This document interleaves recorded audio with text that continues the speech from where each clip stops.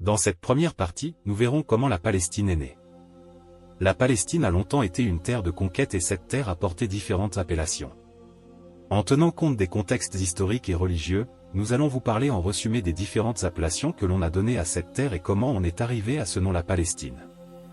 Le peuple d'Israël comprenait 12 tribus à savoir.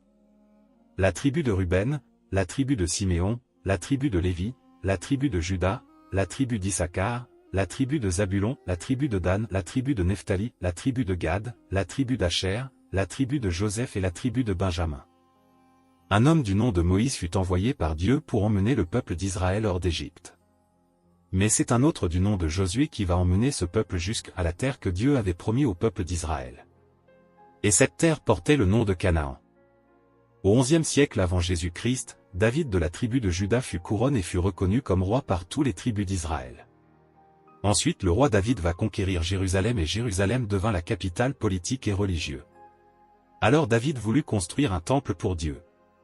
Mais Dieu ne voulut pas que ce soit David qui lui construisit ce temple car David c'était un guerrier et il avait par conséquent les mains tachées de sang. C'est à cause de ça que Dieu confia la réalisation de ce temple à Salomon qui était le fils du roi David et Salomon une fois devenu roi d'Israël, il entreprit à Jérusalem la construction du premier temple de Juifs consacré à Dieu. Ce temple est souvent connu sous le nom du premier temple de Jérusalem. À la mort de Salomon, le royaume d'Israël s'est divisé en deux parties. Au sud, il y avait le royaume de Juda qui rassemblait les tribus de Juda et de Benjamin et la capitale de ce royaume de Juda c'était Jérusalem. Quant au nord se trouvait le royaume d'Israël qui rassemblait les 10 tribus d'Israël et la capitale de ce royaume portait le nom de Sichem. En 586 avant Jésus-Christ, un événement historique va se passer. Le roi de Babylone attaqua le royaume de Juda et ses armées mirent le feu au temple de Jérusalem. Le temple dont Salomon avait construit pour Dieu. Après la prise de Jérusalem par les Babyloniens, les Juifs furent emmenés en captivité à Babylone et le royaume de Juda est devenu une province de l'Empire babylonien. Quant au royaume d'Israël qui était situé au nord, l'Empire des Assyries a conquis le royaume du nord d'Israël au 7e siècle avant Jésus-Christ, avant la prise du royaume de Juda par les Babyloniens. Mais après la chute de l'Empire assyrien, les territoires du royaume d'Israël ont été intégrés à l'Empire babylonien. Et vers 539 avant Jésus-Christ, l'Empire perse conquit la Babylone. Ensuite, Cyrus le Grand, roi de Perse autorisa les Juifs déportés à Babylone à revenir en terre d'Israël. C'est ainsi donc qu'une partie des Juifs retourna chez elle. J'ai dit une partie des Juifs car certains Juifs ont choisi de rester à Babylone. Concernant les Juifs qui étaient retournés, même s'ils étaient retournés chez eux, ils étaient malgré tout sous la tutelle des Perses car la terre d'Israël était passée elle aussi sous la domination de l'Empire perse. Et désormais elle s'appelait la Judée et c'était une province de l'Empire perse mais qui était dirigée par un gouverneur juif nommé par le roi de Perse. Après donc le retour des Juifs de leur captivité à Babylone, le temple de Jérusalem qui avait été détruit lors de la prise de Jérusalem par les Babyloniens et bien ce temple fut reconstruit sur les bases du premier temple, celui que Salomon avait construit. L'inauguration de ce dernier eut lieu vers 516 avant Jésus-Christ. On vient de voir qu'après la chute de l'Empire babylonien, c'est l'Empire perse qui régnait sur le territoire des Juifs mais en 332 avant Jésus-Christ, l'Empire grec, sous Alexandre le Grand conquit l'Empire perse et chassa aussi les Perses du territoire juif. Vers 330 avant Jésus-Christ la terre d'Israël passa ainsi sous le contrôle de l'Empire grec mais en 323 avant Jésus-Christ, Alexandre le Grand mourut et son empire ne lui survécut pas car après sa mort son empire fut partagé entre ses généraux qui créèrent des dynasties en Égypte et au Moyen-Orient. Après donc la mort d'Alexandre le Grand, l'Égypte passa sous le contrôle d'une dynastie appelée les Lagides qui étaient des descendants de Lagos, un des généraux d'Alexandre. Et comme l'Égypte, les Lagides s'emparèrent de la Judée au IVe siècle juste après la mort d'Alexandre le Grand.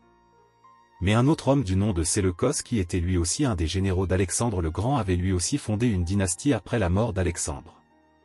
Cette dynastie avait conquis la Syrie et cette dynastie s'appelait la dynastie des Séleucides. Plus tard la Judée est devenue l'enjeu des conflits incessants entre l'Égypte lagide et la Syrie séleucide. Et en 198 avant Jésus-Christ, les Séleucides écrasa les Lagides et annexa la Judée à leur territoire. Au début les Séleucides entretenaient de bonnes relations avec les Juifs mais plus tard en 168 avant Jésus-Christ, le roi séleucide Antioche IV Épiphane proscrit les pratiques religieuses juives et désacralisa les lieux saints juifs dans le but d'imposer les pratiques religieuses grecques. Ces actions provoquèrent alors en 168 avant Jésus-Christ, une révolte nationale conduite par un prêtre du nom de Mattathia. Le prêtre Mattathias donna le signal de la révolte mais en 167 avant Jésus-Christ, soit un an après l'appel au soulèvement, Mattathias mourut et ses fils reprirent le commandement des révoltes. En 164 avant Jésus-Christ, les Juifs obtinrent la victoire et Antioche IV annula les mesures qu'il avait prises afin de rétablir la paix en Judée. Quelques années plus tard, les Juifs parvinrent à se libérer totalement de la domination des Séleucides et retrouvèrent leur indépendance. Dès l'an 140 avant Jésus-Christ, l'État juif était un État indépendant dominé par une dynastie appelée la dynastie des Hasmonéens.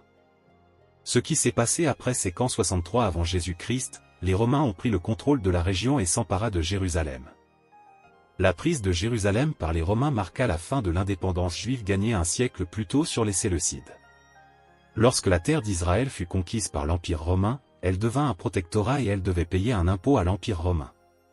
Pour expliquer un peu ce que c'est un protectorat c'est un pays qui est contrôlé par un autre pays plus puissant que lui mais l'État contrôlé reste cependant autonome politiquement. Plus tard au 1er siècle après Jésus-Christ, plus précisément en 66 après Jésus-Christ, les Juifs se révolta contre l'Empire romain. En l'an 70 après Jésus-Christ, les Juifs furent finalement écrasés par les Romains. En 70 après Jésus-Christ, l'armée romaine réprima le soulèvement, il saccagea Jérusalem et il incendia également le second temple de Jérusalem. Ce qui reste de ce temple fut le mur occidental qui est beaucoup connu sous le nom de mur de lamentation. À cause de la chute de Jérusalem en 70 après Jésus-Christ, certains Juifs furent réduits en esclavage, d'autres parvinrent à s'enfuir. Ceci entraîna alors la dispersion de la population juive à travers le monde de l'Empire romain de l'époque. Malgré tout ce qui venait de se passer, les Juifs vont à nouveau se soulever. Ils y eurent d'autres révoltes. La dernière révolte eut lieu entre 132 et 135 après Jésus-Christ. En 135, l'empereur romain réprima la dernière révolte juive et il rasa Jérusalem. De plus, Jérusalem fut interdite aux Juifs sous peine de mort. En grand nombre, les Juifs furent de nouveau dispersés à travers le monde. Au IIe siècle après Jésus-Christ, la majorité des Juifs ne vivaient plus sur le territoire juif mais vivaient éparpillés à travers le monde. Après tout ça, les Romains pour supprimer toute allusion du peuple juif à la Judée, l'empereur romain Hadrien, renomma en 135 après Jésus-Christ la province de Judée la Palestine et Jérusalem fut renommée Aelia Capitolina. En fait Hadrien ce qu'il a fait c'est que pour essayer d'effacer toute trace du peuple juif dans ce pays, il a changé les noms Judée, Samarie et Galilée en Palestine et il a changé le nom de Jérusalem en Aelia Capitolina.